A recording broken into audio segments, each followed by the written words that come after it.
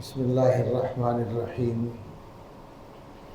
الحمد للہ رب العالمین والصلاة والسلام علی سیدنا وحبیبنا وشفیعنا ومولانا محمد وآلہ واصحابہ اجمعین اما بعد فاعوذ باللہ من الشیطان الرجیم بسم اللہ الرحمن الرحیم من المؤمنین رجال صدقوا ما عاهدوا اللہ علیہ فمنهم من قضى نحبه ومنهم من ينتظر وما بدلوا تبدیلا۔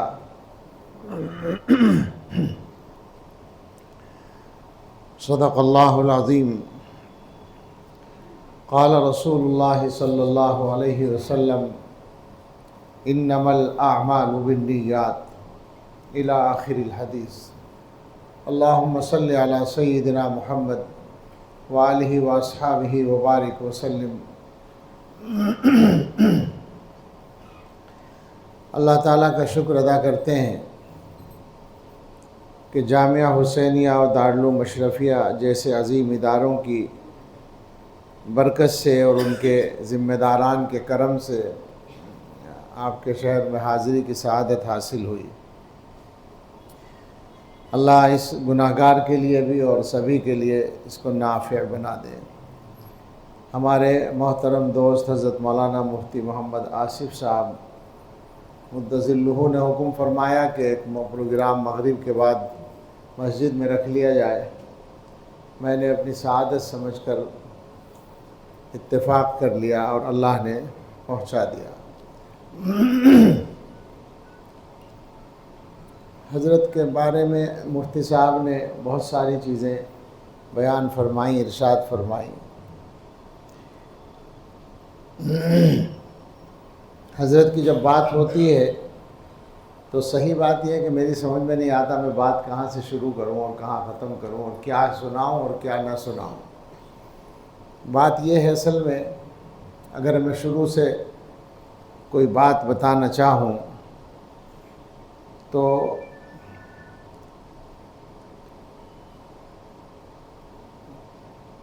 کہتے ہوئے ڈرتا ہوں مگر ڈرتے ہوئے کہتا ہوں، اور اس لیے کہتا ہوں کہ ضرورت ہے کہنے کی۔ حضرت کی وفات کے بعد تو اب سبھی بول رہے ہیں، سبھی کہہ رہے ہیں، لیکن ہمارا معاملہ یہ ہے کہ دارالعلوم دیوبند کی سے ایک نسبت حاصل ہے، اور صحیح بات یہ کہ حضرت کی بارگاہ میں بھی اسی کی نسبت سے پہنچنا، اسی نسبت کی برکت سے پہنچنا ہمیں نصیب ہوا۔ بلکہ میں تو اپنے بارے میں ذاتی طور پر یہ جو اجازت و خلافت ہے اس کو بھی صرف دارالعلوم کی نسبت کی برکت سمجھتا ہوں۔ مجھ سے نہ کچھ ہوا نہ ہوتا ہے، کچھ بھی اندر نہیں ہے، لیکن حضرت کے ہاں چونکہ دارالعلوم دیوبند کا بہت زیادہ احترام تھا، بہت محبت تھی، تو ہم جیسوں کو بھی حضرت نے شامل کر لیا اپنے خدام کی فہرست میں، بس اتنا ہی سمجھتا ہوں۔ ہوا یہ کہ حضرت تشریف لائے 2011 میں، آپ کے یہاں بھی آئے، جب دیوبند پہنچے تو ہماری ڈیوٹی دارالعلوم کے ایک استاذ کی حیثیت سے لگی ہوئی تھی بہت سے کاموں کے لیے، زیادہ تر حضرت کے قریب کے جو کام تھے ان میں ہماری ڈیوٹی تھی، تو 3-4 دن تک دیکھنے کا موقع ملا۔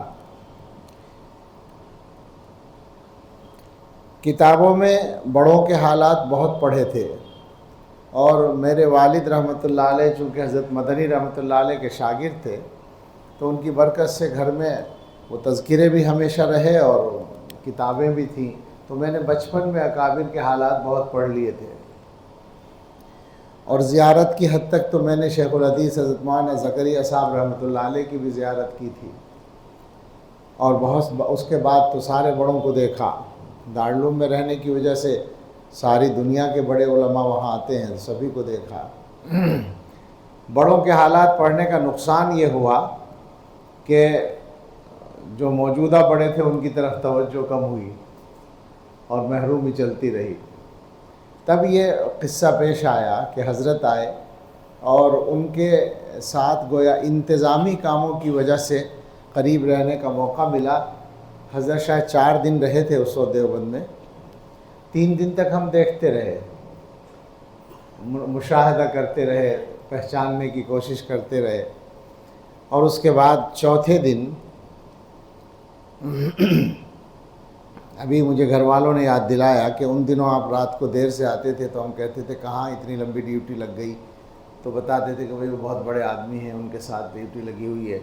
चौथे दिन ये कह कर गए थे कि भाई अब तो लगता है कि मैं शायद इनसे बैत ही हो जाऊँ, और वही हुआ। उसी दिन शाम को अचानक बिल्कुल एक मजलिस थी हज़रत मौलाना सैयद महमूद मदनी साहब के मकान पर, तो वहाँ हम बैत हो गए।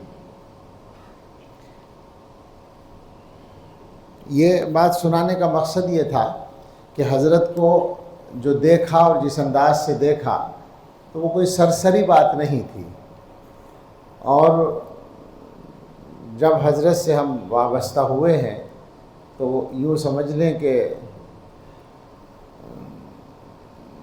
तकरीबन 20-22 साल पहले से पढ़ाने का सिलसिला जारी था या उससे भी ज़्यादा, तो एक तजर्बा भी हो चुका था, हज़रत तक अल्लाह ने पहुंचा दिया। तो हम ये समझते हैं कि अल्लाह ताला ने एक ऐसी शख्सियत देखने का मौका और उसके साथ रहने का मौका अता फरमा दिया जिसके अंदर कुछ अलग बातें थीं, यानी खुसूसियात थीं। मुफ्ती साहब ने जैसे बहुत सी चीज़ें बयान की हैं, मुझसे तो ये तो मुकर्रिर आदमी हैं, शानदार मुकर्रिर हैं, मैं तो बातें करता हूँ, और ये भी हज़रत की बरकत है। तकरीर करना तकरीबन छोड़ दिया है, बातें ही करना शुरू कर दिया है। क्या क्या बात करें, हम बचपन से तकरीर करते हैं। मेरे वालिद साहब रहमतुल्लाह अलैह अपने शहर के बड़े आलिम थे, कस्बा है हमारा, तो उनकी बरकत से लोग मोहब्बत करते थे, और मुझे यकीन है कि अगर मैं कहूँ 14-15 साल की उम्र से मैं तकरीर करता हूँ लोगों के दरमियान, और हमेशा हौसला अफजाई भी होती है कि साहब बहुत अच्छा बयान किया आपने। ये सिलसिला चलता रहा यहाँ तक कि हज़रत का हाथ पकड़ा, और उसके बाद ये वाक़या पेश आया एक मरतबा 1-2 साल के अंदर कि एक बड़े जलसे में जहाँ 50,000 आदमी होते हैं, आप जानते हैं गढ़ी दौलत ज़िला शामली का मदरसा बहुत बड़ा मजमा होता है। मैंने बयान किया, बयान के बाद कुछ लोग आए, 5-7-8 लोगों का एक ग्रुप जैसा था, वो आए, मेवात के थे वो, और उन्होंने आकर मुझसे मुसाफा किया और ये कहा कि हम लोग मेवात से हैं और हमारा एक कारोबार है। अब तक हमारे कारोबार में कुछ एहतियात नहीं थी, आपने जो अभी बात की है, आपने कहा है कि हलाल कमाने की कोशिश की जाए, सूद से बचा जाए, सूदी कर्ज़े, मैं हमेशा ये बातें करता हूँ, सूदी कर्ज़े से बचा जाए। तो अभी हम सब ने मिल के तय कर लिया है कि हम आइंदा अपने कारोबार को पाक रखेंगे। ये वो मुझे बता के चले गए, और मैं सोच में गुम हो गया कि ये क्या है। ये तो किस्सा पहली बार पेश आ रहा है। तारीफ़ तो होती आई हमेशा के साथ बड़ी अच्छी तकरीर की, लेकिन ये किसी ने कहा हो कि मैं अमल भी करूँगा, ये तजर्बा पहला था। तो तब्दीली किस बात समझ में आई कि ये बात तो कहीं और से हो रही है, ये कहीं और का फैज़ान है जो यहाँ हासिल हो रहा है। मुझे अभी एक आलिम ने सुनाया कि हज़रत जी रहमतुल्लाह अलैह 2012 में पहली बार मलेशिया तशरीफ़ ले गए थे, जहाँ पर आखिरी दिन दावत वग़ैरह होती है उसमें। तो वहाँ पर एक और मशहूर शख्सियत भी उस दिन पहुँची थी, जो दावत इस्लाम के मैदान में एक मशहूर नाम है, नाम नहीं लूँगा मैं। दोनों का बयान हुआ, और सामिईन जो थे वो तकरीबन उस तिजारती इदारे के कारकुन ही ज़्यादा थे, कुछ और लोग भी थे। तो वो मौलाना बता रहे थे कि उन लोगों ने मुझसे कहा कि भाई आज बिल्कुल तजर्बा हो गया, दिमाग की बात दिमाग तक पहुंची, दिल की बात दिल तक पहुंची।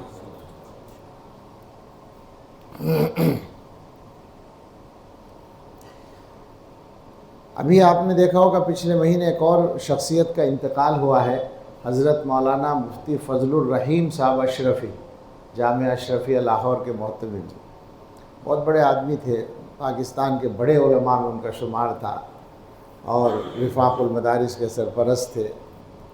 ان کے والد حکیم الامت حضرت تھانوی رحمۃ اللہ علیہ کے کہا جا سکتا ہے شاید سب سے بڑے خلیفہ ہوں حضرت مولانا مفتی محمد حسن امرتسری رحمۃ اللہ علیہ، ان کے چھوٹے بیٹے تھے یہ۔ ان سے میری ملاقات ہوئی ہانگ کانگ میں، وہاں حضرت کا تذکرہ ہوا۔ حضرت سے بہت محبت کرتے تھے، حالانکہ حضرت سے عمر میں بڑے تھے۔ باتیں ہوئیں بہت ساری۔ اسی ضمن میں میری زبان سے نکلا کہ حضرت کے بیان میں جو تاثیر ہے، تو میرا جملہ انہوں نے خود لے لیا، کہنے لگے کوئی مثال نہیں ہے، آہستہ ایسے ہی بولتے تھے نرمی سے، کوئی مثال نہیں ہے، پوری دنیا میں کوئی نظیر نہیں ہے، کوئی مثال نہیں ہے۔ یہ انہوں نے فرمایا کہ تاثیر میں کوئی مثال نہیں ہے۔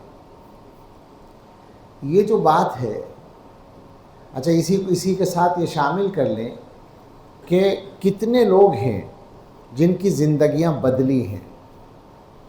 حکیم الامت حضرت تھانوی رحمۃ اللہ علیہ نے صحیح شیخ کی جو علامتیں لکھی ہیں، ان میں یہ بات ہے کہ اس سے تعلق رکھنے والوں میں دینداری غالب ہو، دنیا کی محبت غالب نہ ہو۔ یہ ایک خاص علامت ہے۔ ویسے تو اور چیزیں ہیں ساری، اس کا حق، عقائد حقہ پر ہونا اور سنت کا پابند ہونا اور فلاں سب چیزیں، لیکن یہ جو بولنے والی علامت ہے کہ اس سے تعلق رکھنے والوں میں دنیا کی محبت غالب نہ ہو، یہ بڑا سخت ٹیسٹ ہے۔ اور آپ غور کریں گے اگر، تو حضرت کے حلقے میں 2 4 10 5 نہیں، ہزاروں بلکہ لاکھوں آدمی ملیں گے جو دنیا کو چھوڑ کر آئے۔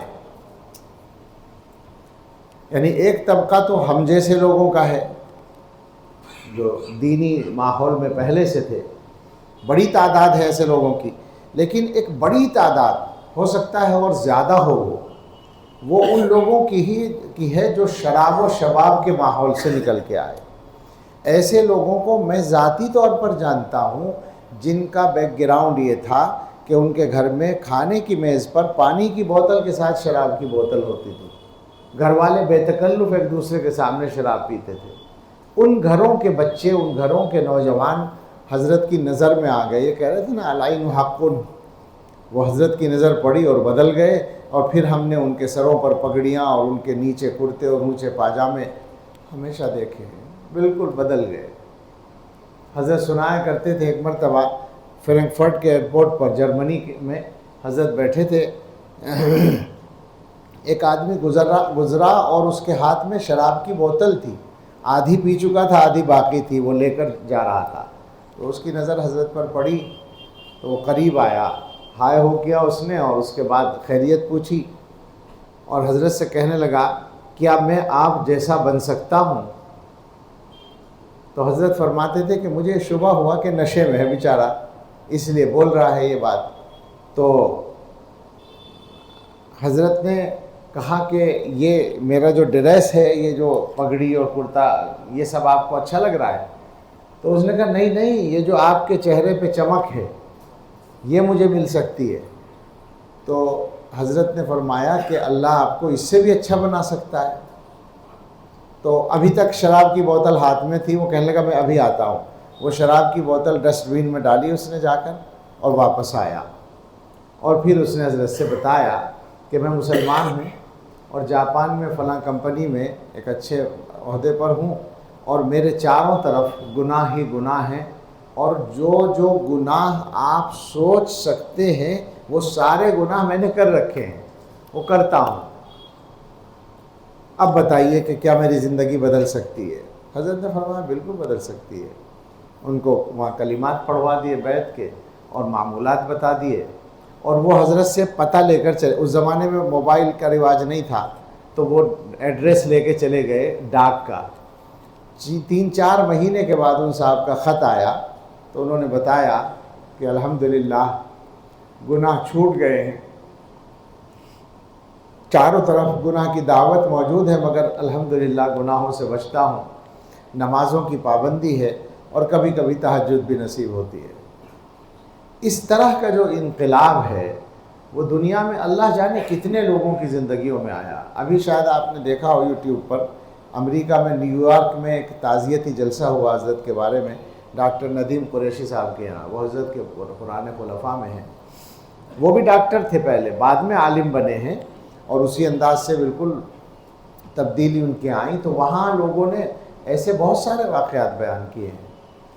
کل ملا کر یہ کہ وہ جو یعنی نفع پہنچانے والی بات ہے، نافع بننے والی بات ہے، یہ ہے اصل چیز، کہ انسان دوسروں کے لیے نافع بن جائے اور دوسروں کی ہدایت کا ذریعہ بن جائے۔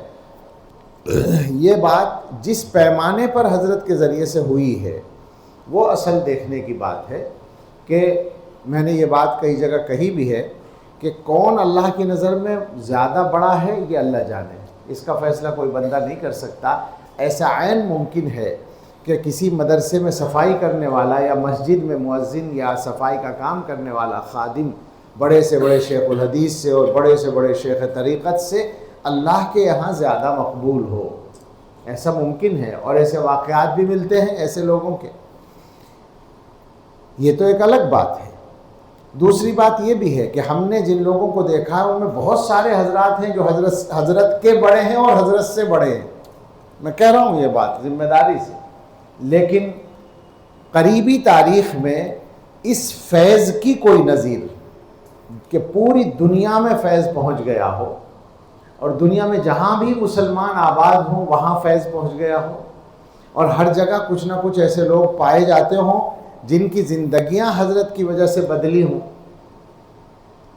یہ قصہ تو عام ہے، دارالعلوم دیوبند کی کا تذکرہ حضرت کرتے تھے کہ پتہ نہیں کون سے ملک میں گئے تو وہاں دارالعلوم کے فاضل ملے، جیسے حضرت مولانا محمد تقی عثمانی صاحب دامت برکاتہم العالیہ سناتے ہیں۔ انڈونیشیا کا قصہ، کسی پہاڑی علاقے میں ٹہلنے کے لیے گئے تھے تو وہاں پہاڑ پر کوئی مسجد تھی، سوچا کہ نماز پڑھنے وقت ہو گیا، نماز کا وہاں پہنچے تو وہاں دارالعلوم کے فاضل تھے۔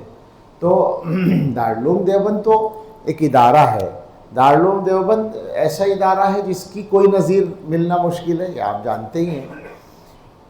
دارالعلوم کی بات آ گئی تو بہت، یعنی مجھے حضرت کے بارے میں ایک بات کہنی تھی، دارالعلوم کی بات آ گئی تو میں یہ بس عرض کروں کہ دارالعلوم دیوبند اپنی خصوصیات کے اعتبار سے امت کی تاریخ میں بے نظیر اداروں میں ہے، یعنی ایسا ہمہ گیر اثر اور فائدہ اور نافعیت دارالعلوم، مظاہرالعلوم یا جتنے بھی ادارے ہیں، آپ کے سب ادارے ملا کر آپ اگر غور کریں گے تو یہ سب دارالعلوم دیوبند ہیں۔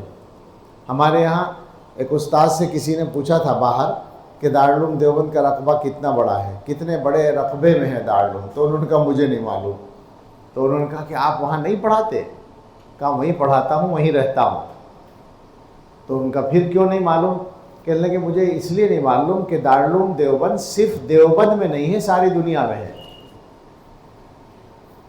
شیخ محمد عوامہ جو محدث ہیں اس زمانے کے بڑے محدث، آج کل وہ ترکی میں ہیں، وہ جب دیوبند تشریف لائے تھے، حضرت سے کچھ ہی پہلے آئے تھے، وہ 2010 کے آخر میں، تو انہوں نے اپنے معائنے میں ایک بات لکھی تھی کہ باعتبار عمری حز زمنی کا لفظ لکھا تھا کہ دارالعلوم کی جو عمر ہے اس کے اعتبار سے دارالعلوم کی خدمات بہت زیادہ ہیں، یعنی دنیا بھر میں جس انداز سے کام ہوا ہے، دین کی حفاظت کا بھی اور مسلمانوں کو دین پر قائم رکھنے کا بھی اور دین کی اشاعت کا بھی، اس کی کوئی نظیر اداروں کی تاریخ میں نہیں ملے گی۔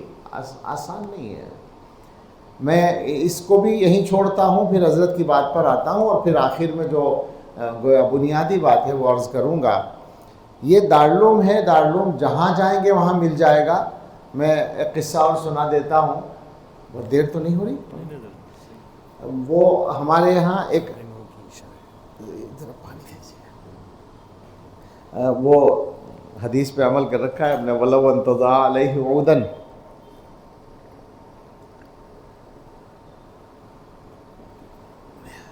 ایک امریکی وہ آیا تھا، کوئی فارن منسٹری کا آدمی تھا، تو میں نہیں تھا اس کے ساتھ، جو لوگ ساتھ تھے انہوں نے بتایا، چونکہ وہ انگلش بولنے والا تھا تو ہم کیا کرتے اس کے ساتھ۔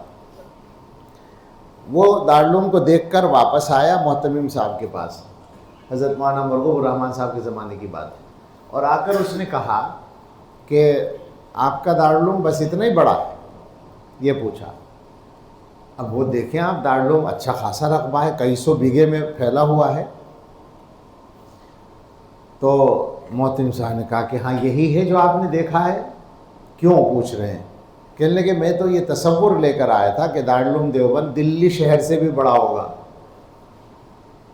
तो उन्होंने कहा क्यों, किस लिए ऐसा तसव्वुर था? तो उसने बताया कि मैं वज़ारत ख़ारजा के जिस शोबे में हूँ उसका काम है मुसलमानों की मजहबी सरगर्मियों की तफसीलात जमा करना।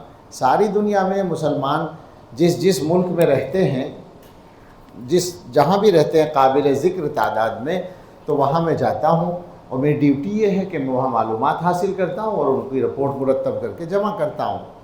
तो मैंने दुनिया में मुसलमानों का कोई दीनी काम सरगर्मी के साथ होता हुआ जहाँ भी पाया और उसकी जड़ को कुरेदा तो उसके नीचे से देवबंद निकला। तो अब मैं ये सोचता था कि ये इदारा जो सारी दुनिया में जड़ों में घुसा हुआ है, इसका अपना मरकज़ी इदारा कितना बड़ा होगा, ये मेरा ख़्याल था। इससे थोड़ा सा मुख्तलिफ एक वाक़या और पेश आया, वो सारे मदारिस के काम का है। वो उसमें मैं शरीक था, चूँकि वो मेहमान वो भी अमेरिका ही का था, लेकिन वो फ़िलिस्तीनी नस्ल का ईसाई था, तो वो अरबी बोलता था, शानदार अरबी बोलता था, तो हमारी ड्यूटी उसके साथ थी। एक वक्त ऐसा हुआ कि वो मेहमान खाने में कमरे में उसने मुझे बिठा लिया कि कुछ बातें करनी हैं। तो उसने मेरे ख्याल 1 घंटे तक वो बातें करता रहा। ज़ाहिर है इस तरह के जो लोग होते हैं वो बड़े ज़हीन होते हैं। एक मजलिस थी हज़रत मौलाना रियासत अली साहब के यहाँ, वो आया तो वहाँ पर दारुल के मोहतरम उस्ताद हज़रत मौलाना शौकत अली साहब बस्तवी ने उससे एक बात कही कि ये अरब ममालिक तो अमेरिका के साथ इतना अच्छा मामला रखते हैं, ताल्लुक़ रखते हैं, मगर इसके बावजूद अमेरिका की जो पॉलिसियाँ हैं वो इसराइल के। तो उसने बिल्कुल बेतकल्लुफ़ी से कहा मसालिह वलैसा अलाक़ात, मफादात का मसला है, अलाक़ात कोई चीज़, ताल्लुक़ात कोई चीज़ नहीं है। तो इसी तरह का वो आदमी था। मुझसे उसने पूछा कि हिंदुस्तान में कितने मदरसे हैं? मैंने कहा मुझे नहीं मालूम, मेरे पास कोई सर्वे नहीं है। उसने कहा कि मैंने कहा कि लाखों तो हैं, ये कह सकता हूँ लाखों मदरसे हैं, लेकिन कितने हैं ये नहीं मालूम। अच्छा, उसने कहा कि इन मदरसों का ख़र्च कितना है? मैंने कहा जब मुझे तादाद नहीं मालूम तो मैं ख़र्च क्या बताऊँ। अलबत्ता ये है कि करोड़ों के ख़र्च वाले भी बहुत सारे इदारे हैं। ये 2001 या 2000 की बात है, काफ़ी पहले की बात है। तो करोड़ों के ख़र्च वाले भी बहुत से इदारे हैं और लाखों के ख़र्च वाले तो हज़ारों इदारे हैं और फिर छोटे छोटे बहुत हैं। तो उसने अपने जहन में एक अंदाज़ा लगाया और फिर मुझसे पूछा, अब हाँ, उसने कहा दारुल का बजट कितना है? तो वो जो बजट उस वक्त था मैंने बता दिया। अब उसने कहा मुझसे कि ये सारा खर्च कहाँ से आता है? इसका जवाब मैंने बरजस्ता दिया। मैंने फ़ौरन कहा मिन तबर्रुआत शाबिल मुस्लिम, आम मुसलमान के चंदे से। ये जवाब तो सबसे आसान था मेरे लिए। तो उसने यूँ देखा मुझे और मुस्कुरा के कहने लगा कि समझ में नहीं आता। मैंने कहा कि आपकी समझ में जाएगा, हमारी समझ में नहीं आता। मैंने कहा हमारी समझ में नहीं आता, ये कोई अक्ल की तो बात नहीं है ना कि एक आदमी पैसा कमाए और अपनी कमाई मोहतमिम साहब के हाथ में लाकर दे दे कि जिस तरह चाहे खर्च करो। ये तो अक्ल के ख़िलाफ़ बात है ना, तो ये समझ में कैसे आएगी? ये तो अल्लाह ताला का निज़ाम है। हज़रत नानोतवी रहमतुल्लाह अलैह ने जो निज़ाम शुरू किया, उसने हिंदुस्तान के मुसलमानों को हर एतबार से फ़ायदा पहुँचाया और ख़ास तौर से इस एतबार से कह सकते हैं कि मदरसों के लिए और दीनी तालीम के लिए जो लोग पैसा खर्च करते हैं, तो चूँकि वो कुरान से ताल्लुक़ रखने वाली चीज़ है और कुरान फ़ानी चीज़ नहीं है, बाकी रहने वाली है, तो ये सारे खर्च करने वाले क़यामत तक इन्हें कोई ख़त्म नहीं कर सकता है, पक्की बात है। ये अल्लाह, यानी हिंदुस्तानी मुसलमानों के बारे में मेरा जहन ये है कि जब तक ये मदरसे चलाते रहेंगे इनका कुछ बिगाड़ नहीं सकता कुछ। अब देखिए ना, सारी चीज़ें ख़त्म कर दी हैं, मुलाजमतें ख़त्म कर दी, रास्ते ख़त्म बंद कर दिए, क्या हो रहा है? काम तो चल रहा है, चलेगा और इंशाअल्लाह चलेगा, खूब चलेगा। तो वापस चलते हैं। دارالعلوم دیوبند کی خدمات کے بارے میں کوئی کہے کہ بھئی دنیا میں کہیں بھی جاتے ہیں تو دارالعلوم کا آدمی مل جاتا ہے، تو یہ کوئی تعجب کی بات اب نہیں ہے، یہ تو 100 برس پہلے بھی ہو رہا تھا۔ حضرت ناروے تشریف لے گئے، جو بالکل دنیا کا ساؤتھ کا آخر ہے، وہاں مسجد میں پہنچے تو حضرت کی کتاب پڑھی جا رہی تھی اس مسجد میں۔ مجھے یہ بتانا تھا کہ دنیا میں ہر جگہ جس آدمی کا فیض اس کی زندگی میں پہنچ گیا، اور محبوبیت جو ہے ہمارے اکابر میں اس کی مثالیں ہیں۔ حضرت مدنی رحمۃ اللہ علیہ کی محبوبیت بڑی بے مثال ہے، مشہور ہے، جو ہم نے ان کے دیکھنے والوں سے، میرے والد خود ان کے شاگرد تھے، حضرت مولانا سعید صاحب میرے والد صاحب رحمۃ اللہ علیہ، اور میں نے بہت سارے حضرات کو دیکھا اور سنا، تو یا شیخ الحدیث حضرت مولانا زکریا صاحب رحمۃ اللہ علیہ کی محبوبیت۔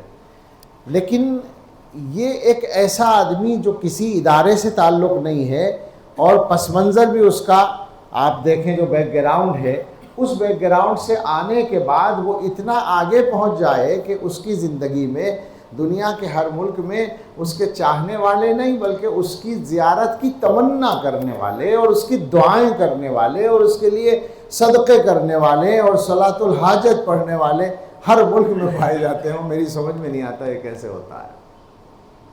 میں بنگلہ دیش تھا، کئی سال پہلے کی بات ہے، جہاں جاؤں بھئی ہمارے تعارف کے لیے تو اتنا بہت ہے کہ یہ دارالعلوم کا خادم ہے، دارالعلوم کو ساری دنیا جانتی ہے، لیکن کبھی ایسا نہیں ہوتا تھا دارالعلوم کا خادم ہے، پیر صاحب کا مرید ہے، یہ ہمارا تعارف۔ اور ساتھ میں ہر جگہ یہ کہ ہم ان سے درخواست کرتے ہیں کہ حضرت کو بنگلہ دیش لانے کی کوشش کریں۔ ایک جگہ تو جو صاحب ذمہ دار تھے وہ کھڑے ہوئے مائک پر، اور انہوں نے کہا کہ میں ان سے درخواست کرتا ہوں کہ مائک پہ آ کے وعدہ کریں کہ حضرت کو لانے کی کوشش کریں گے۔ تو میں نے مائک پہ کھڑے ہو کے وعدہ کیا کہ ہم کوشش کریں گے، چنانچہ کوشش ہوئی بھی، اور پچھلے سال 2 سال پہلے نظام بنا حضرت کا وہاں کا، لیکن عین وقت پر ڈاکٹروں نے حضرت کو سفر کرنے سے روک دیا، طبیعت زیادہ گڑبڑ ہو گئی۔ تو وہ جو ادارے تھے، 3 جگہ پروگرام تھا، ایک ادارے کا تو غالباً 100 سالہ پروگرام تھا، انہوں نے ملتوی کر دیا۔ ایک ادارے میں حضرت ہی کے پروگرام طے ہوئے تھے، انہوں نے ملتوی کر دیا۔ ایک ادارے نے جو 50 سالہ پروگرام تھا تو انہوں نے اپنا پروگرام باقی رکھا اور مجھے تقاضا کیا کہ آپ آ جائیے۔ تو میں چلا گیا اور حضرت کا بیان آن لائن اسکرین پر، وہاں جلسے کی اسٹیج کے پیچھے بڑا سا اسکرین لگا تھا، لگتا تھا کہ یہیں حضرت تقریر کریں، پورا مجمع سن رہا تھا، اس طرح سے ہو گیا۔ تو ہر جگہ اس طرح کے تڑپ والے موجود ہیں۔ حضرت کی وفات کے بعد میرے پاس جو تعزیت کا سلسلہ ہوا تو میرا تاثر یہی ہے کہ اگر میرے والد صاحب رحمۃ اللہ علیہ کا انتقال اب ہوتا، ان کا انتقال تو میری پڑھنے کے زمانے میں ہو گیا تھا، تو بھی مجھے نہیں لگتا کہ اتنے لوگ اس انداز سے تعزیت کے لیے آتے۔ حقیقت یہ کہ وہ میری تعزیت کے لیے نہیں آ رہے تھے، وہ اپنی تعزیت کے لیے آ رہے تھے۔ ایک دن کی بات ہے کہ میرے پاس بھیڑ تھی، صبح سے شام تک، رات تک آتے رہتے تھے لوگ ان دنوں میں۔ جب میں نے سفر شروع کیے تو وہ سلسلہ بند ہوا، کچھ دن سفر نہیں کر سکا میں، تو رات کو مغرب کے بعد یا عشاء کے بعد 20-30 لوگ ہیں باہر کے سب۔ تو میں نے کہا بھائی ادھر والوں کو تو پہچاننا ہو، آپ حضرات کہاں سے ہیں؟ تو ان میں سے ایک صاحب نے بولنا شروع کیا کہ ہم میرٹھ کے فلاں گاؤں سے آئے ہیں، اور مولانا میں فلاں مولانا کا بھائی ہوں اور میں بھی عالم ہوں، میں ندوے سے فارغ ہوں اور میں مدرسے میں پڑھاتا تھا، لیکن میری والدہ بیمار ہو گئی تو میں ان کی خدمت کے لیے پڑھانا چھوڑ کے گھر آ گیا، اور 9 سال میں نے والدہ کی چارپائی کے پاس اپنی چارپائی رکھی، دن رات ان کی خدمت کی، اور ان کا انتقال ہو چکا ہے۔ میں حضرت کے بیانات 2010 سے سنتا ہوں۔ اب جو ہے میرا معاملہ یہ ہے کہ میں نے اپنے ماں اور باپ دونوں کو اپنے ہاتھ سے قبر میں اتارا تھا، مگر مجھے اتنا غم نہیں ہوا تھا۔ اب میری حالت بہت خراب تھی تو یہ مولانا مدرسے کے ذمہ دار ہیں، یہ کہنے لگے چلو دیوبند چلتے ہیں، ان سے مل کر آئیں گے، تو اس لیے ہم آپ کے پاس آ گئے۔ یہ عجیب طرح کے قصے پیش آئے۔ میں آسام گیا پچھلے دنوں تو وہاں ایک نوجوان ملا، کہنے لگا کہ میں دلی میں ماس کمیونیکیشن کا جو سب سے بڑا ادارہ ہے اس کا، میڈیا کا، اس میں پڑھتا ہوں، اور بہت دنوں سے میری تمنا تھی حضرت سے بیعت کی، اور یہ کہہ کے وہ رونے لگا، اور پھر اس نے کہا مجھے آپ بیعت کر لیجئے۔ طرح طرح کی محبت کی مثالیں سامنے آتی ہیں۔ تو یہ ہمہ گیر محبوبیت، اور پھر یہ غم، جو دلوں پر چھایا ہوا ہے۔ غم ہم نے دیکھے ہیں، بڑے لوگوں کے انتقال پر سب کو غم ہوتا ہے، مگر وہ سب کا غم ہوتا ہے۔ یعنی آدمی یہ سوچتا ہے کہ ایک بڑا آدمی چلا گیا، امت کا نقصان ہو گیا، یہاں یہ ہے کہ میرا نقصان ہو گیا، ذاتی غم بنا ہوا ہے۔ اکثر لوگوں کا جو غم ہے وہ ذاتی غم ہے، ہر آدمی اس انداز سے اس غم کو محسوس کر رہا ہے۔ ان چیزوں کی وجہ سے ہمیں سمجھنے کی ضرورت ہے کہ اللہ تعالیٰ نے یہ بات کیسے پیدا کر دی ایک انسان کے اندر۔ میں یہ بات کہا کرتا ہوں کہ حضرت کو قریب سے دیکھنے والے ہی یہ بات سمجھ سکتے ہیں کہ ان میں کچھ الگ بات تھی، دور والے اس کا یقین نہیں کر پاتے، اسی لیے بہت سے لوگ یہ سمجھتے ہیں کہ صاحب ان کے مرید مبالغہ کرتے ہیں، بہت سے لوگ یہ سمجھتے ہیں کہ حضرت کے بارے میں مبالغہ کیا جاتا ہے۔ میں آپ سے میں ذمہ داری سے بات کہہ رہا ہوں، میں دارالعلوم دیوبند کا مدرس ہوں، اور الحمدللہ مجھے اللہ نے توفیق دی ہے، یہ مزاج دیا ہے ماں باپ کی برکت سے بھی، اور میرے مربی حضرت مولانا ریاست علی صاحب رحمۃ اللہ علیہ کی برکت سے بھی، مجھے نہ جھوٹ تو بولتا ہی نہیں، مبالغے کی بھی عادت نہیں، بالکل نہیں، میں بات کو بڑھاتا ہی نہیں کبھی بھی۔ ذمہ داری سے میں یہ بات کہتا ہوں کہ حضرت کی شخصیت میں جو حقیقتیں ہیں وہی اتنی بڑی ہیں کہ دور سے سننے والا ان کو مبالغہ سمجھتا ہے، اس کی سمجھ میں نہیں آتا کہ اس زمانے میں ایسا آدمی ہو سکتا ہے کیا۔ میں بغیر نام کے ایک آپ کو قصہ سناؤں، یعنی کہنے والے کے نام کے بغیر۔ 10-12 سال شاید 2013 میں ایک مرتبہ ہم لوگ حضرت محتمیم صاحب دامت برکاتہم کے ساتھ ترکی گئے تھے، تو وہاں ایک دن ایک ہوٹل میں کھانے کے لیے بیٹھے ہوئے تھے، اور میز پر ہم لوگ تھے اور 2-3 اور بھی مہمان تھے، ان میں ایک یمنی عالم تھے جو ہندوستانی علماء سے اور اس علاقے سے واقف بھی ہیں اور اردو بھی سمجھتے ہیں، تو وہ بات زیادہ تر عربی میں کرتے ہیں۔ وہ کہنے لگے کہ میں نے شیخ ذوالفقار احمد نقشبندی نام کے مصنف کی کتاب پڑھی ہے تصوف و سلوک کے بارے میں، لیکن اس کتاب سے یہ نہیں پتہ چلا کہ وہ کس زمانے کے آدمی ہیں، من المتقدمین ام من المتاخرین۔ تو ہماری میز پر ایک بڑے عالم تھے، انہوں نے جواب دیا، نعم ہوا من المتقدمین لیکن ظہر فی ھذا الزمان، وہ متقدمین میں سے ہیں مگر اس زمانے میں ظاہر ہوئے ہیں، یہ انہوں نے جواب دیا، اور اس کے بعد میری طرف اشارہ کر دیا کہ تم ان سے جو چاہے پوچھ سکتے ہو ان کے بارے میں۔ تو یہ ہے وہ بات جو میں کہنا چاہتا تھا کہ ایسے لوگ عام طور پر نہیں ہوتے۔ آدمی ایسا کیسے بنتا ہے؟ تو حضرت کی جو ابتدائی زندگی ہے، بلکہ ساری زندگی ہے، میں سمجھتا ہوں کہ وہ مسلسل ترقی کرتے رہے ہیں ہر اعتبار سے، محنت کی بنیاد پر۔ ان کا حال یہ ہے کہ انہوں نے بچپن سے یہ راستہ اختیار کیا، بچپن سے ان کی لائن یہی تھی، نیکی کی، تقوی کی، اور اسکول میں پڑھنے کے بعد جب وہ کالج میں پہنچے ہیں تو اس کے بعد سے بزرگوں سے باقاعدہ ان کا تعلق رہا ہے، اور یونیورسٹی میں پڑھنے کے زمانے سے علماء، بڑے علماء کے پاس ان کا آنا جانا شروع ہو گیا، اور اسی زمانے میں انہوں نے باقاعدہ عربی تعلیم بھی شروع کر دی، نحو پڑھا، صرف پڑھا، فقہ پڑھا، اور پھر بعد میں حدیث کی تکمیل کی۔ یہ بات بالکل تفصیل کے ساتھ ہمیں معلوم ہے، اور 2 اداروں نے باقاعدہ حضرت کو سند بھی دی۔ کہنا یہ ہے کہ پڑھنے کے زمانے میں، یونیورسٹی میں پڑھنے کے زمانے میں ان کا عالم یہ تھا کہ بلا ناغہ 2 گھنٹے وہ مراقبہ کرتے تھے، بلکہ 3 گھنٹے بھی کرتے تھے، 2 گھنٹے کو بالکل فرض کر رکھا تھا، اور امتحان کے دنوں میں کمی ہو جاتی تھی تو چھٹی کے دنوں میں قضا کر کے پورا کرتے تھے۔ یہ محنت کون کرتا ہے؟ اور اس کے بعد جب تعلیم پوری ہو گئی تو 5-6 سال حضرت نے اس طرح گزارے ہیں کہ عشاء کے بعد سے فجر تک بیٹھ کر مراقبے میں رہتے تھے۔ اس میں نیند آ گئی، آنکھ کھلی، پھر وضو کر کے بیٹھ گئے، یہ معمول رہتا تھا۔ 5-6 سال مسلسل پوری رات بیٹھ کر گزاری ہے۔ پھر ملازمت کا زمانہ تھا، آپ نے ابھی سنا، تقریباً 40 سال، پوری 40 بھی نہیں تھی عمر، اس وقت میں ملازمت چھوڑی ہے۔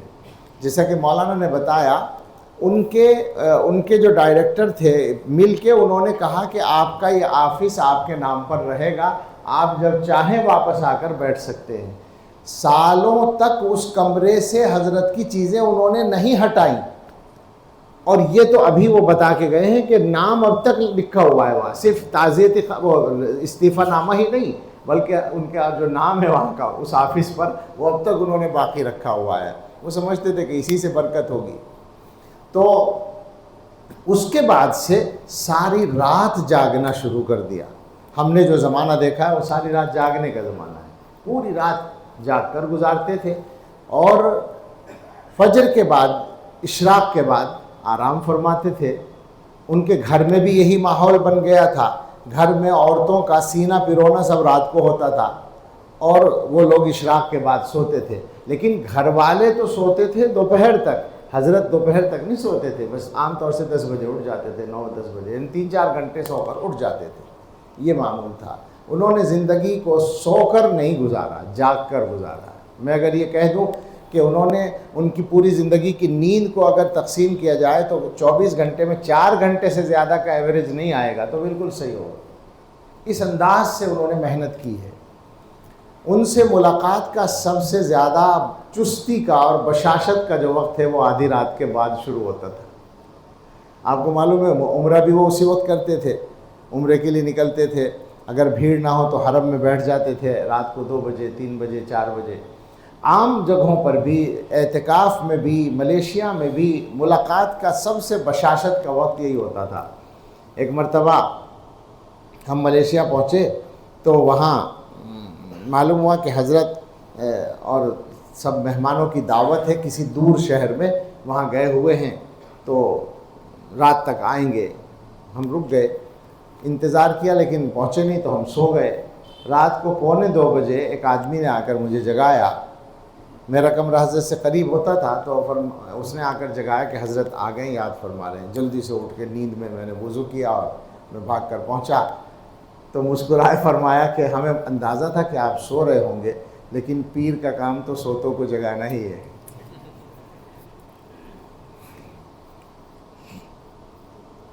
میں نے کہا کہ دعا فرمائے اللہ ہمیں جاگنے کی توفیق دے دو. بارہا ایسا ہوا کہ مجھے یاد فرمایا صبح کے 4 بجے مجمع بیٹھا ہے, ملاقاتیں چل رہی ہیں ایک ایک آدمی کی. میں پہنچ گیا تو کچھ ہوتی تھی باتیں. معلوم ہوا کہ 1.25 گھنٹہ بیٹھ کر صبح صادق ہو گئی اور سب کو واپس کر دیا.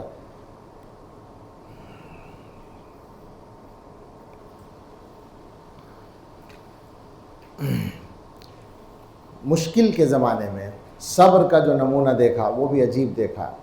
مجھے گھنٹوں بالکل تنہا رہنے کا بھی بار بار موقع ملا ہے, اور 1-2 خدام کے ساتھ, 1-2 حضرات کے ساتھ تو بار بار رہا ہی ہے, لیکن بالکل تنہائی میں بھی, جبکہ اسی موضوع پر بھی بات کرتے تھے, لیکن کسی تکلیف پہنچانے والے شخص کی برائی میں کبھی ایک لفظ نہیں فرمایا, کبھی نہیں کہتے. ان کے بارے میں بات کرتے تھے کہ وہ ایسا کر رہے ہیں, لیکن ان کی برائی جبکہ معلوم تھا کہ ان کے اندر فلاں فلاں باتیں ہیں, یہ کبھی نہیں کہتے تھے. وہ الگ ہی بات تھی. صبر کا ایسا نمونہ ہم نے دیکھا. تو یہ جو محنت ہے, یہ جو قربانی ہے, کام کرنے کا یہ عالم تھا کہ زامبیا میں ایک دن اعتکاف ختم ہونے کے بعد صبح کو عید کی شام کو ہم پہنچے ملنے کے لیے. صبح کو ہماری واپسی تھی تو ہم نے سوچا رات میں مسافہ کر لیں. عشاء کے بعد پہنچے تو تھوڑا انتظار کرنے کے بعد ہمیں اجازت مل گئی. جا کے دیکھا تو کتاب پر کام ہو رہا ہے. عید کی شام کو اعتکاف سے اٹھ کر آئے ہیں اور کتاب پر کام ہو رہا ہے. کوئی وقت کام سے خالی نہیں تھا, ہر وقت کام تھا. اس انداز سے کام کیا ہے کہ سمجھ میں نہیں آتا. مکہ مکرمہ میں بے شمار لوگ ان سے ملنے کے لیے جایا کرتے تھے, عمرہ کرتے تھے. تو آپ کو معلوم ہے وہاں کے حالات میں 15-20 آدمیوں کا اکٹھا ہونا بھی ان لوگوں کے یہاں اچھا نہیں سمجھا جاتا, اور حکومت کی نظر میں آتا ہے آدمی. حضرت کو اللہ نے عجیب ہمت دی تھی. حضرت کے ساتھ بار بار ایسا ہوا کہ بھیڑ کی وجہ سے پولیس آ گئی. ایسا کئی دفعہ ہوا ہے. میں ذاتی طور پر موجود ہوں ایسے واقعات میں. ابھی تازہ بالکل اسی رمضان میں جو آخری رمضان ہو گیا ہے میں بھی حاضر تھا. اتنی بھیڑ تھی کہ عصر کے بعد ملاقات ہوتی تھی, 30-40 آدمی جمع ہو گئے. حضرت نے جلدی سے کلمات پڑھوائے, دعا کرائی, مسافہ کیا, رخصت کر دیا. فوراً 30-40 اور جمع ہو گئے. عصر سے مغرب تک 4-5 مجلسیں ہو جاتی تھیں, کئی سو آدمیوں کی ملاقات ہے. اب وہ بیچارے ہوٹل والے اور سیکورٹی والے دیکھ رہے ہیں کہ ایک مجمع جا رہا ہے، ایک آ رہا ہے، آ رہا ہے، جا رہا ہے. 3 دن تو چل گیا کام، چوتھے دن پولیس بھی آ گئی، منیجر بھی آ گیا کہ یہاں کیا ہو رہا ہے، بند کرنا پڑا. ایک مرتبہ طواف تھا، کئی سال پہلے کی، شاید 2018 کی بات ہے، 19 کی. تو اتفاق سے میں بھی کسی عذر کی وجہ سے اس پر تھا، کرسی پر. اب رات کو 12 بجے ہم پہنچے باب فہد پر، حضرت آنے والے تھے. میں نے دیکھا کہ کئی سو آدمی مختلف حصوں میں کھڑے ہیں، تو میں ڈر گیا کہ آج کچھ گڑبڑ ہو سکتی ہے. حضرت جیسے ہی آئے، سارا مجمع ایک دم ساتھ. حضرت نے مجھے نوازا، مصافحہ فرمایا، اور پھر ہم ساتھ چل پڑے. اب طواف شروع ہو گیا. فرسٹ فلور پر ہوتا تھا، اب وہ فرسٹ فلور کی چوڑائی آپ جانتے ہیں کتنا بڑا مطاف ہے، کتنا چوڑا ہے. میرے خیال سے ایک چکر کے بعد ہی یہ منظر ہو گیا کہ ساری چوڑائی ہمارے لوگوں نے گھیر لی، اور دور تک پورا ایک مجمع، دوسروں کو راستہ ہی نہیں مل رہا ہے. بس اب ہماری حضرت کی ویل چیئر تھی، حضرت کے جو نسبتی بھائی ہیں ان کی تھی، اور میں تھا ساتھ میں، اور پورا مجمع پیچھے ہے اور چل رہا ہے طواف. 5ویں چکر پر پولیس نے روک لیا، حضرت کی ویل چیئر کو بلا لیا، ان کی ویل چیئر کو بھی بلا لیا. تو پولیس نے یہ کہا حضرت سے کہ آپ نے کیوں بھیڑ جمع کر رکھی ہے؟ حضرت نے فرمایا کہ میں نے تو نہیں جمع کی ہے، تو خود آئے ہیں، ہر آدمی عمرہ کرنے کے لیے آیا، میں کیا کر سکتا ہوں، طواف کر رہے ہیں. خیر 10 منٹ کے بعد پولیس نے کہا کہ اب آپ اوپر کی منزل پہ جا کے پورا کریں. چنانچہ وہاں سے بھیج دیا اوپر. ہم چل رہے تھے، پھر میرے پاس ایک خادم آئے، انہوں نے کہا کہ آپ آ جائیے اوپر، حضرت اوپر ہیں. ہم سمجھ رہے تھے پولیس کے پاس ہوں گے، لیکن وہ اوپر اجازت مل گئی تھی. اس طرح بہت ہوتا تھا حضرت کے ساتھ، لیکن کام کرتے رہے، مسلسل کام کرتے رہے، اس انداز سے لوگوں کو فائدہ پہنچاتے رہے کہ گویا اپنے آپ کو رسک میں ڈال کر بھی یہ کام کرتے رہے. تو یہ جو محنت ہے مسلسل، اور اس ساری محنت میں واپس جا کر پھر اپنی بات کو ختم کرنے جاتا ہوں. نیت کا صحیح ہونا یہ بنیاد ہے. یہ بات سارے لوگ اچھی طرح سمجھ لیں. میں ایک گناہ گار اور عاجز اور حقیر طالب علم ہوں، لیکن بہرحال میری ایک عمر ہو گئی ہے، بزرگوں کو بھی دیکھا ہے، علماء کو بھی دیکھا ہے، اور مدرسے کا مدرس ہوں، یوں بھی کہہ سکتا ہوں اس جگہ کے سب سے بڑے مدرسے کا مدرس ہوں. تو میں اپنے بھائیوں سے، اپنے احباب سے، تمام علماء سے اور تمام سلوک کا کام کرنے والے لوگوں سے بس یہ گزارش کرنا چاہوں گا کہ یہ بات ہر لمحے یاد رکھیں کہ حضرت محمد صلی اللہ علیہ وسلم نے فرما رکھا ہے انما الاعمال بالنیات. اعمال کی قدر و قیمت نیت پر موقوف ہے، عمل کی ویلیو نیت سے بنتی ہے، اور ہمارے اعمال کی جو قدر اور ویلیو ہے وہ نافعیت ہے. ہمارے عمل میں نافعیت آئے تو سمجھا جائے گا کہ ہمارا عمل اچھا ہے. نافعیت اچھی نیت کے بغیر پیدا نہیں ہو سکتی. وقتی طور پر ہم پروپیگنڈے کر سکتے ہیں. یہ زمانہ چکا چوند کا زمانہ ہے، یہ زمانہ پروپیگنڈے کا زمانہ ہے. سوشل میڈیا نے تو پروپیگنڈے کو ایسا کر دیا ہے کہ بعض لوگ پتہ نہیں اس کو عبادت سمجھ کے کرتے ہیں یا حماقت سمجھ کے کیا کرتے ہیں، ایک مصیبت بنا دیا ہے. لیکن کم سے کم علماء کو اور سلوک سے تعلق رکھنے والے لوگوں کو تو اس معاملے میں مضبوط ہونا چاہیے. پروپیگنڈا کوئی حیثیت نہیں رکھتا ہے. پروپیگنڈا جو ہے وہ تو ایسا ہے کہ آج ہے کل نہیں ہے، پکی بات ہے. یہ نافعیت ہوگی تو بقا ہوگی، اور نافعیت نیت سے ہوگی. آپ حضرات نے پڑھا ہوگا امام مالک رحمۃ اللہ علیہ کا واقعہ کہ انہوں نے موطا لکھی، ان کی جو حدیث کی کتاب ہے. اسی زمانے میں کچھ اور کتابیں بھی لکھی گئیں، گویا ان کی نقل کہہ لیجئے. تو لوگوں نے ان سے کہا کہ حضرت اس پر پابندی لگوا دیجئے حکومت سے کہہ کر. بلکہ خلیفہ نے ان سے یہ کہا تھا کہ ہم سارے عالم اسلام میں قانون بنا دیں کہ اسی کے مطابق عمل کیا جائے. یہ ایک مستقل واقعہ ہے. تو حضرت نے یہ فرمایا ان لوگوں سے جو کہتے تھے وہی دوسروں کی کتابوں کو وہ کر دیا جائے. حضرت نے فرمایا کوئی بات نہیں ہے، کرنے دو. ما کان للہ یبقا، جو اللہ کے لیے ہوگا وہ باقی رہے گا. اس پر یقین ہم لوگوں کو بنا لینا چاہیے.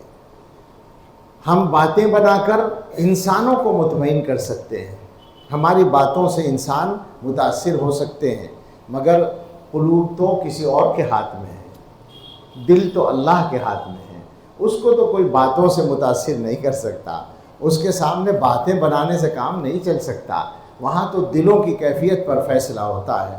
اسی لیے مجھے پریشانی نہیں ہوتی اگر مجھے پتہ چلتا ہے فلاں آدمی اپنے بارے میں یہ دعویٰ کر رہا ہے، فلاں آدمی یہ پروپیگنڈا کر رہا ہے، فلاں آدمی یہ بات کہہ رہا ہے، مجھے کوئی الجھن الحمدللہ نہیں ہوتی، اس لیے کہ مجھے اطمینان ہوتا ہے کہ جو اگر صحیح ہے وہ تو پریشانی کی بات ہی نہیں ہے، اور اگر صحیح نہیں ہے تو خود ختم ہو جائے گا، جو اللہ کے لیے ہوگا وہ باقی رہے گا۔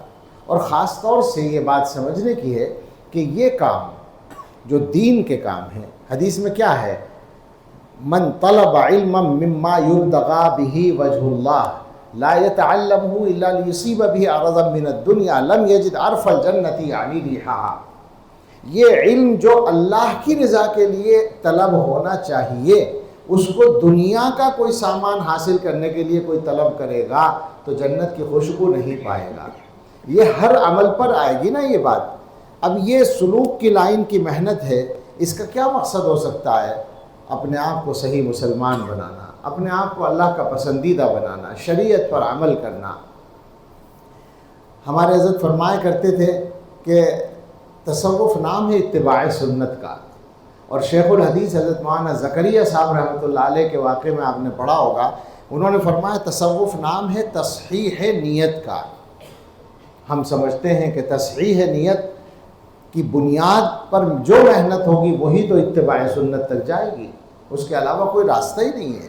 نیت اگر ٹھیک نہیں ہے، اب میں یہ کہہ سکتا ہوں کہ لوگ اپنا نقصان کرتے ہیں، کمزور نیتوں سے کام کر کے، شہرت کے لیے کام کر کے، دنیا کے لیے کام کر کے بیچارے اپنا نقصان کرتے ہیں۔ حضرت تھانوی رحمۃ اللہ نے بڑی دلچسپ بات فرمائی، اگر شہرت بھی چاہیے تو اخلاص سے کام کرو، اخلاص کے بغیر شہرت نہیں ملتی، اخلاص کے بغیر شہرت بھی نہیں ملتی۔ حضرت نے فرمایا اگر شہرت بھی چاہیے تو اخلاص سے ہی کام کرنا پڑے گا، شہرت کو مقصد بناؤ گے تو شہرت نہیں ملے گی، کچھ دنوں کے لیے مل سکتی ہے پھر ختم ہو جائے گی۔ اس کو میں ذرا ایک اور انداز سے عرض کروں، شہرت، دنیا کا مال، یا دنیا میں لوگوں کے درمیان عزت حاصل کرنا، یہ ساری اغراض فانی ہیں، اللہ کی ذات باقی ہے، جو کام اللہ کے لیے ہوگا وہ باقی رہے گا، فانی چیزوں کے لیے جو ہوگا وہ فنا ہو جائے گا۔ یہ اصول ہے، بالکل عقلی بات ہے۔ رسول اللہ صلی اللہ تعالیٰ علیہ وسلم نے جو چیز بتائی ہے اس کے سچ ہونے میں کوئی شک ہی نہیں ہو سکتا نا۔ نیتوں پر، اعمال کی قدر نیتوں پر ہے۔ ہمیں کچھ لوگ اچھا سمجھ لیں، ہم کچھ لوگوں کو متاثر کرنے میں کامیاب ہو جائیں، یا کوئی بناوٹ اختیار کر کے ہم ایسا کر لیں تو یہ وقتی بات ہوگی، اور ہماری بے وقوفی، میں تو اس کو بے وقوفی سمجھتا ہوں، بالکل سچی بات ہے۔ عقل مندی کی بات یہ ہے کہ صرف اخلاص سے اللہ کے لیے کام کیا جائے۔ حضرت نانوتوی رحمۃ اللہ علیہ دارالعلوم دیوبند کے بانی، اتنے بڑے آدمی ہیں آپ جانتے ہیں۔ ہمارے حضرت ایک عجیب بات فرماتے تھے، ہر چیز میں حضرت کی چیزیں یاد آ جاتی ہیں۔ وہ فرماتے تھے کہ صحابہ کے بعد سب سے زیادہ محبت مجھے امام ابو حنیفہ سے، اور اس کے بعد حضرت نانوتوی رحمۃ اللہ علیہ سے۔ عجیب محبت تھی دیوبند سے اور علماء دیوبند سے۔ تو حضرت نانوتوی رحمۃ اللہ علیہ کے جو حالات ہیں اس میں یہ بات لکھی ہے کہ بالکل سادہ سے کپڑے پہنتے تھے، ان کو دیکھ کر اجنبی آدمی عالم بھی نہیں سمجھ سکتا تھا۔ ایک دفعہ ایک گاؤں میں پہنچے تھے تو وہاں گاؤں والوں نے کہا کہ نماز پڑھا دو۔ مولانا انظر شاہ صاحب رحمۃ اللہ علیہ کی کلپ شاید آپ نے سنی ہوگی، انہوں نے یہ قصہ بیان کر رکھا ہے کہ حضرت نانوتوی ایک گاؤں میں تھے، وہاں امام صاحب کہیں چلے گئے تھے تو لوگوں نے کہا نماز پڑھا دو، تو حضرت نے کہا بھائی مجھے نماز پڑھانی نہیں آتی، تو ایک گاؤں والے نے کہا کہ کیوں جھک جھک کر رہا، پڑھا دے تو مولوی دکھائی دے۔ اب حضرت نے پڑھا دی، اور اس میں بھول یہ ہوئی کہ پہلی رکعت میں قل اعوذ برب الناس پڑھ دی، دوسری رکعت میں پھر کچھ بھی پڑھ سکتا ہے آدمی، جائز ہے۔ بہت سے لوگ ایسا سمجھتے ہیں کہ قل اعوذ برب الناس اگر پہلی رکعت میں ہو جائے تو اب دوسری رکعت میں گویا راستہ بند ہو گیا، اب کچھ نہیں پڑھ سکتے۔ اس کا ایک لطیفہ ہے بڑا، حضرت مولانا عبد الرحیم بستوی رحمۃ اللہ علیہ جو دارالعلوم دیوبند کے استاد تھے، وہ سنایا کرتے تھے کہ کرناٹک میں ایک بڑے عالم گزرے ہیں وہاں کے، مولانا ابو سعود صاحب رحمۃ اللہ علیہ، جو وہاں کا جو سب سے مشہور ادارہ ہے بنگلور کا سبیل الرشاد، اس کے بانی، تو وہ سفر کر رہے تھے، کسی گاؤں میں مغرب کا وقت ہو گیا اور مغرب میں مسجد میں پہنچ گئے، تو نماز ہوئی، اس میں یہ ہوا کہ امام صاحب نے پہلی رکعت میں قل اعوذ برب الناس پڑھ دی، اب دوسری رکعت میں ان کی سمجھ میں نہیں آیا تو انہوں نے سورہ فاتحہ تو پڑھی ایسے ہی جیسے پڑھتے تھے اچھے طریقے سے، اور اس کے بعد مختلف آوازیں نکال کر مولانا نقل کرتے تھے باقاعدہ کہ اس طرح سے جیسے آیت پوری کر رہے ہوں، اس انداز سے کر کے، اور اللہ اکبر رکوع کر دیا۔ تو نماز کے بعد حضرت مولانا ابو سعود صاحب رحمۃ اللہ علیہ نے امام صاحب کو بلایا کہ امام صاحب آپ نے دوسری رکعت میں کون سی سورت پڑھی؟ اب سمجھ گئے کہ چوری پکڑی گئی، کہنے لگے کیا مطلب، ہم نے پڑھ دی جو پڑھی۔ تو انہوں نے فرمایا کہ بھائی بات یہ ہے کہ آپ کی قرات بہت اچھی ہے، آپ نے پہلی رکعت میں سورہ فاتحہ پڑھی، بالکل سمجھ میں آئی، قل اعوذ برب الناس پڑھی، وہ بھی سمجھ میں آئی، دوسری رکعت میں سورہ فاتحہ پڑھی، وہ بھی سمجھ میں آئی، اس کے بعد جو سورت پڑھی وہ سمجھ میں نہیں آئی، ذرا وہ بتا دیں۔ اب وہ غصے کرنے لگے اور ان کو پہچانتے نہیں ہوں گے۔ اچھا مزید یہ لطیفہ ہے کہ ان کے مقتدیوں نے امام صاحب کی حمایت شروع کر دی کہ ہمارے امام صاحب کے بارے میں آپ ایسی بات کہہ رہے ہیں۔ ظاہر ہے اگر علم نہیں ہوگا تو یہی ہوگا نا۔ تو مولانا نے خاموشی اختیار کی، اپنی نماز دہرائی اور نکل گئے وہاں سے۔ کیا کرتے جب اپنا خود ہی وہ نقصان کرے۔ تو خیر حضرت نانوتوی رحمۃ اللہ علیہ نے پہلی رکعت میں قل اعوذ برب الناس پڑھ دی بھولے سے، پھر کوئی اور کہیں سے پڑھ دیا ہوگا، نماز کے بعد شور مچایا لوگوں نے کہ لو جی نماز پڑھانی بھی نہیں آتی۔ تو حضرت نے کہا بھائی میں تو پہلے ہی کہہ رہا تھا کہ مجھ سے نہیں آتی، تم نے کیوں پڑھوائی مجھ سے؟ تو ایسی شخصیت، اتنا بڑا کام کرنے والا آدمی۔ ایک مناظرہ ہوا حضرت کا، مشہور مناظرہ ہے، کون سی جگہ کا ہے، پادریوں سے یا پنڈتوں سے ہوا تھا، پادریوں سے تھا شاید وہ، اور اس میں جب حضرت پہنچے تھے تو چپکے سے پہنچ گئے اور پتہ بھی نہیں چلا کہاں آئے ہیں، یعنی اتنے سادہ تھے کہ عام آدمی دیکھ کے سمجھتا ہی نہیں تھا کہ یہ کون ہے۔ اور جب تقریر ہوئی تو اس مخالف نے کہا تھا کہ اگر تقریر پہ ایمان لانا ہوتا تو مولوی قاسم کی تقریر پہ ایمان لیا۔ یہ ہوتے ہیں بڑے لوگ۔ تو کہنے کا مطلب ہے کہ نیت صحیح ہونا ضروری ہے، عمل کی قدر و قیمت نیت سے ہے، اس پر ضرورت ہے محنت کرنے کی، اس کے علاوہ ہمارے پاس کامیابی کا کوئی راستہ نہیں ہے۔ ہم اپنے الفاظ سے، اپنی چالاکی سے، اپنی بناوٹ سے، اپنے تصنع سے، اپنے پروپیگنڈے سے، یا خدا نہ خواستہ اگر کوئی آدمی جھوٹ بول رہا ہے تو وہ اور کمزور معاملہ ہے اور خطرے میں ہے۔ ان سب چیزوں سے وقتی طور پر کچھ لوگوں کو متاثر کر لیں تو اس سے کیا ہوتا ہے؟ بھائی اگر پیسہ ہی کمانا ہے تو دکان کر لو، تجارت کر لو، پیسے کا شاندار جائز راستہ ہے، یہی تو ہے نا بات۔ اب آپ دین کو اس مقصد کے لیے حاصل کریں یا استعمال کریں مقصد بنا کر، تو یہ تو غلط بات ہے۔ یوں اگر آپ کو اللہ تعالیٰ دیتا ہے، سبحان اللہ، جزاک اللہ، مولویوں کو جزاک اللہ کہنا تو بہت اچھا آتا ہے، اس لیے آتا ہے کہ حدیث میں آیا ہے نا کہ جو آدمی کسی کے ساتھ اچھا سلوک کرے اور وہ کہہ دے جزاک اللہ خیرا تو اس نے بدلہ دے دیا۔ ہمارے حضرت کو پھر ان کی بات یاد آ گئی، ہدیہ دیتے تھے لوگ تو عام طور سے حضرت کا مزاج تھا بہت بشاشت سے قبول کرتے تھے اور دعا دیتے تھے، اور کہتے تھے یہ بات کہ میں ہدیہ دینے والے کو دعا دیتا ہوں۔ ہم جیسے مولوی کرتے ہیں نا، منہ بنا کے لیتے ہیں یا ذرا ایسے جیسے لینا نہیں چاہ رہے، حالانکہ اندر سے چاہ رہے ہیں کہ ایک اور دے دیں۔ میں کسی کو نہیں کہہ رہا ہوں، میں اپنے آپ ہی کو کہہ رہا ہوں، اللہ کی پناہ۔ اور حضرت کی شخصیت آپ جانتے ہیں، ہمارے جیسے آدمی کا ہدیہ چھوٹا موٹا کچھ کبھی پیش کیا، میں نے یہ کہہ دیا کہ حضرت یہ حقیر سے ہدیہ ہے، تو وہ فوراً فرماتے تھے نہیں مولانا ہدیہ حقیر نہیں ہوتا، ہدیہ حقیر نہیں ہوتا، اس لیے کہ وہ محبت کی علامت ہوتا ہے، ہدیہ تو محبت کے اظہار کے لیے ہوتا ہے نا، وہ حقیر نہیں ہوتا۔ لیکن ایک دفعہ ایسا ہوا کہ حضرت نے ہدیہ واپس کیا، وہ عجیب قصہ ہے۔ ایک صاحب نے ہدیہ دیا اور کوئی بڑی رقم تھی، وہ بڑے مالدار تھے، کوئی ارب پتی آدمی۔ حضرت نے فرمایا کہ آپ ہی رکھ لیں، آپ کو زیادہ ضرورت ہے۔ انہوں نے کہا حضرت مجھے کہاں ضرورت ہے، آپ جانتے نہیں میں فلاں ہوں، میرے پاس کتنا ہے۔ حضرت فرمایا میں جانتا ہوں آپ کو اور معلوم ہے مجھے آپ کی مالی حیثیت، مگر آپ کو زیادہ ضرورت ہے، آپ ہی رکھ لیں۔ پھر انہوں نے کہا کہ حضرت میری سمجھ میں نہیں آئی یہ بات، آپ کیا فرما رہے ہیں؟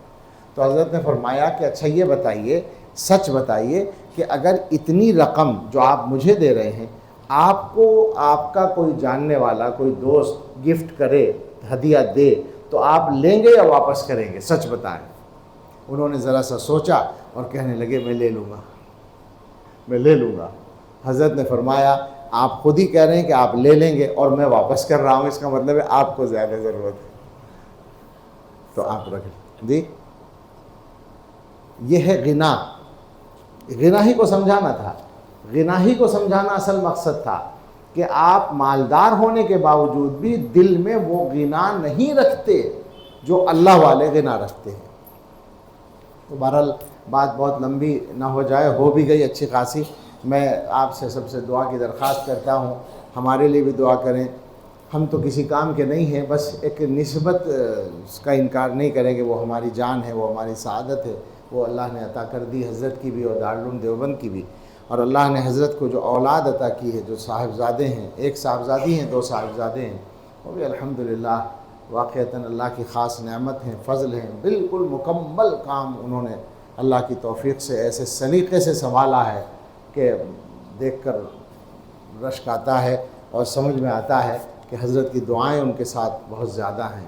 میں مل چکا ہوں میں بڑے صاحبزادے سے، آپ کو دیکھا ہوگا، تو الحمدللہ یعنی غم بہت ہے لیکن صبر بھی اسی طرح سے مضبوطی کے ساتھ صبر کر رہے ہیں۔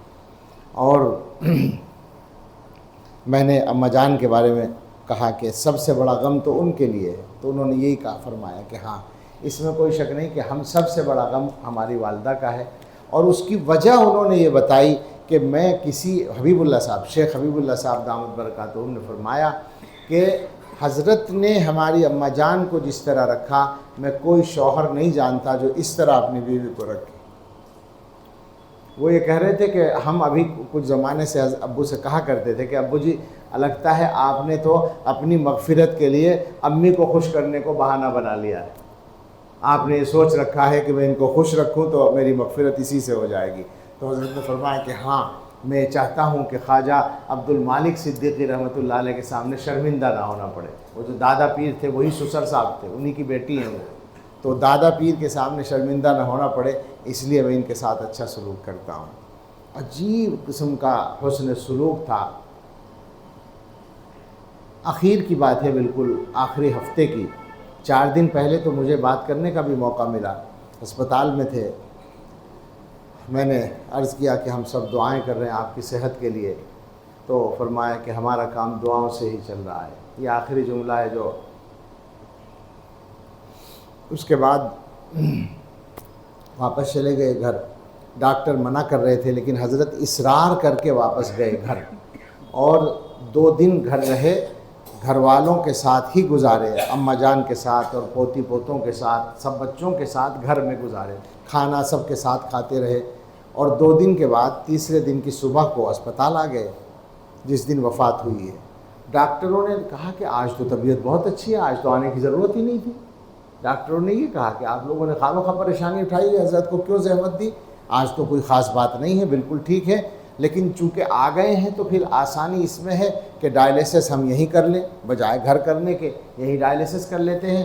چونکہ آکسیجن کا مسئلہ کبھی کبھی ہونے لگا تھا ڈائلیسس میں، تو انہوں نے کہا ہم ICU میں کر لیں گے ڈائلیسس، تیاری کرتے ہیں، کچھ دیر کے بعد کر لیں گے۔ تو صاحبزادہ صاحب بھی کسی کام سے نکل گئے کہ بھی اطمینان کی بات ہے۔ حضرت مولانا ذیشان صاحب ہیں خادم، وہ ساتھ تھے، انہوں نے بتایا کہ حضرت نے 9 بجے کے قریب فرمایا کہ وضو کرنا ہے، تو تشریف لے گئے واش روم میں اور فارغ ہو کر وضو کر کے تشریف لائے اور آ کر لیٹ گئے، اور اس کے بعد فرمایا کہ معہد میں جو معتکفین یا سالکین ہوں ان سے دعا کے لیے کہنا، اور جو حافظ لڑکے اور حافظ لڑکیاں ہیں ان سے دعاؤں کے لیے کہنا، اور آپ لوگوں نے بہت خدمت کی ہے، اللہ آپ کو جزائے خیر دے، آپ لوگوں کا بہت شکریہ۔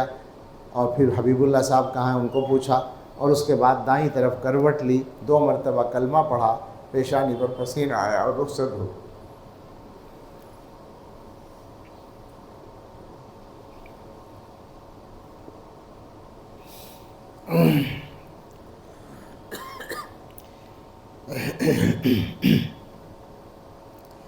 تو بہرحال اب دعا کر لی جائے۔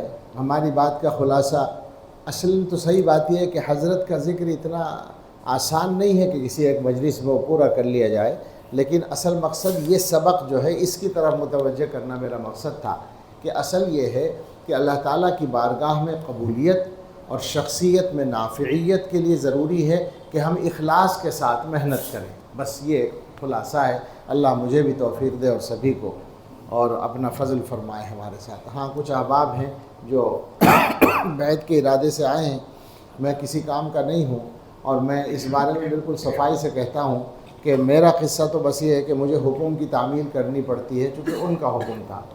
میں سنا سکتا ہوں، جب اجازت کے بعد ہم دیوبند پہنچے 2013 میں عید کے بعد، تو 2-3 دن، تیسرے ہی دن تین نوجوان فضلاء، دارالعلوم کے فضلاء آ گئے اور کہنے لگے کہ ہمیں بیعت کر لو۔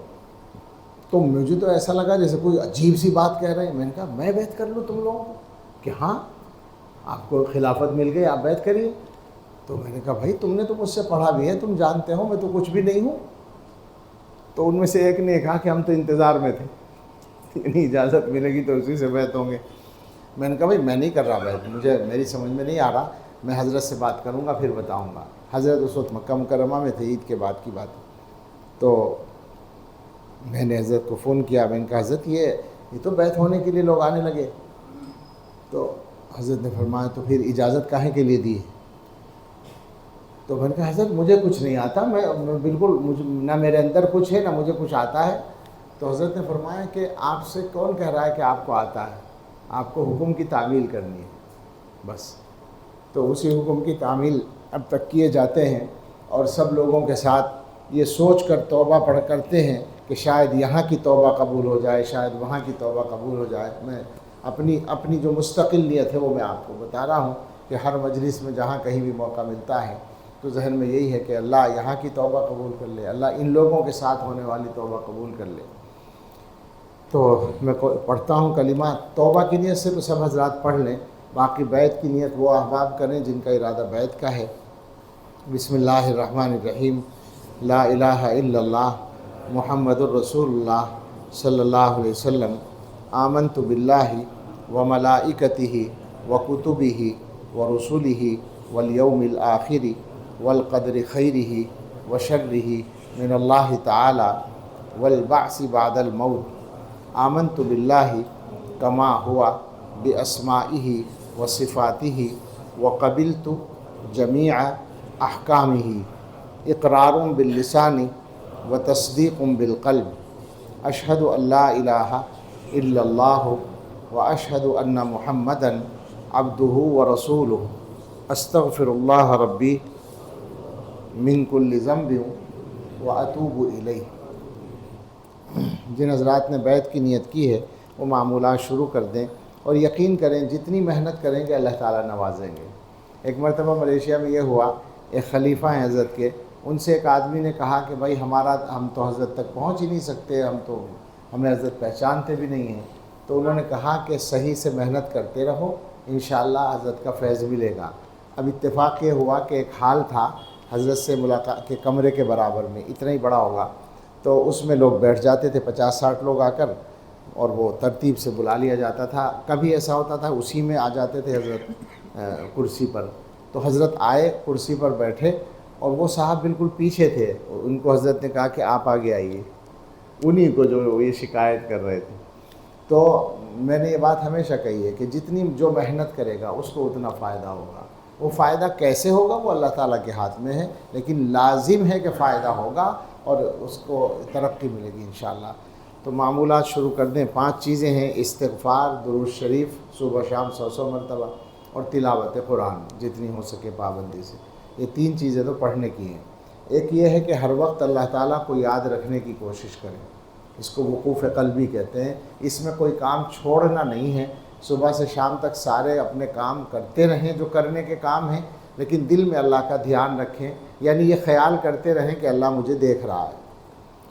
ایک کام جو ہے وہ بیٹھ کر کرنے کا ہے، وہ مراقبہ کہلاتا ہے۔ مراقبے کے الگ الگ معنی ہوتے ہیں بہت سے سلوک کے معاملات میں۔ اس جگہ مراقبے سے مراد ہے دل سے اللہ اللہ کہنا۔ باوضو قبلہ رخ بیٹھ جائیں، آنکھ بند کر لیں تو یکسوئی ہو جاتی ہے، دل کی طرف دھیان کر کے یوں کہیں کہ دل یوں سوچیں کہ میرا دل کہہ رہا ہے اللہ اللہ اللہ اللہ۔ جتنی دیر ہو سکے کریں۔ ایک نشست تو متعین کر لیں روزانہ، آدھے گھنٹے 20 منٹ کی۔ اس کے علاوہ جتنا زیادہ ہو، ہر نماز کے ساتھ چند منٹ کر لیں یا صبح شام کر لیں اپنی سہولت کے مطابق، لیکن اس کی پابندی کریں۔ یہ جو مراقبہ ہے یہی اصل میں علاج ہے، انسان کی تبدیلی کا یہی ذریعہ ہے، اس کا بہت بڑا اثر ہوتا ہے زندگی پر۔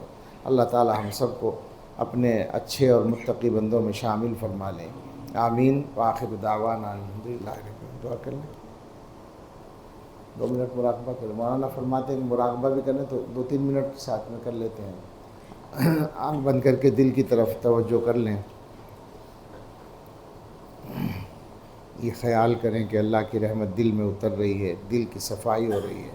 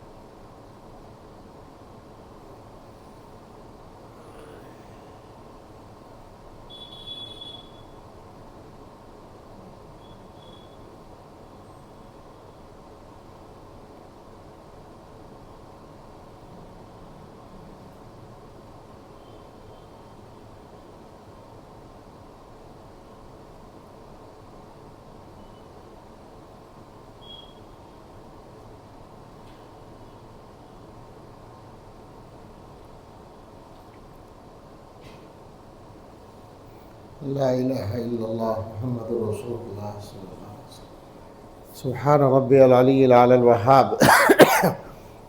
اللہم صلی علی سیدنا محمد وآلہ واصحابہ وبارک وسلم۔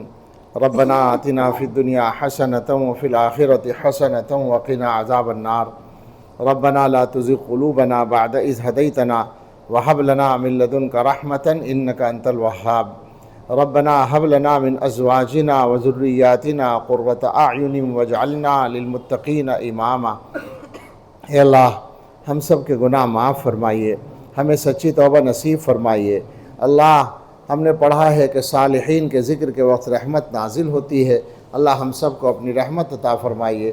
اللہ ہمارے حضرت کے درجات بلند فرمائیے، ان کے ساتھ خاص رحمت کا معاملہ فرمائیے اور ان کے کام کی حفاظت فرمائیے، ان کے پسماندگان کی حفاظت فرمائیے، ان کے خدام اور منسلکین سالکین کی حفاظت فرمائیے۔